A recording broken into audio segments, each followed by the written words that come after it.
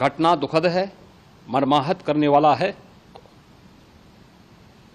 उन सभी परिजनों के प्रति हमारी पूरी संवेदना है.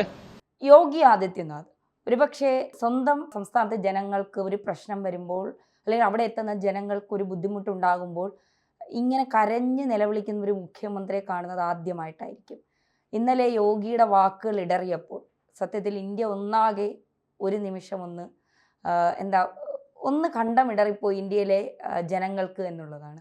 മഹാകുംഭമേളയിൽ സംഭവിച്ചതുമായി ബന്ധപ്പെട്ട് അത് യഥാർത്ഥത്തിൽ ആരെങ്കിലും പ്ലാൻ ചെയ്ത് നടത്തിയതാണോ, അല്ലെങ്കിൽ മഹാകുംഭമേളയെ തകർക്കണമെന്ന് വിചാരിച്ചുകൊണ്ട് ആരെങ്കിലും ചെയ്തതാണോ, അല്ലെങ്കിൽ സ്വാഭാവികമായി സംഭവിച്ചതാണോ? ഞാൻ ഇന്നലെ യോഗിയുടെ ഇന്റർവ്യൂ അല്ല, അദ്ദേഹം ഇത് സംബന്ധിച്ച് മാധ്യമങ്ങളോട് സംസാരിക്കുന്ന വിഷ്വൽസ് കണ്ടിരുന്നു, ബൈറ്റ്.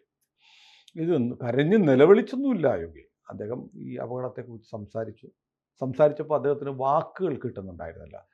സാധാരണ യോഗി വളരെ ഫ്ലുവൻ്റ് ആയിട്ട് സംസാരിക്കുന്നതാണ്. അദ്ദേഹത്തിൻ്റെ വാക്കുകൾ മുറിഞ്ഞു പോകുന്നു. അപ്പോൾ കുറച്ച് കഴിഞ്ഞപ്പോൾ അദ്ദേഹത്തിൻ്റെ കണ്ണിൻ്റെ കോണിൽ ഒരു കണ്ണുനീർ തുള്ളി കണ്ടു. അപ്പോൾ ഒരു സന്യാസിയെ സംബന്ധിച്ച് എല്ലാം ഉപേക്ഷിച്ച ഒരാളാണ് സന്യാസി. ഇത്തരം ക്ഷണികമായ വികാരങ്ങൾ, ദുഃഖം, സന്തോഷം, ഇത്തരം വികാരങ്ങളൊന്നും ഒരു സന്യാസിക്ക് സാധാരണഗതിയിൽ വരാറില്ല. പക്ഷേ അദ്ദേഹം ഒരു ഭരണാധികാരി കൂടിയാണ്.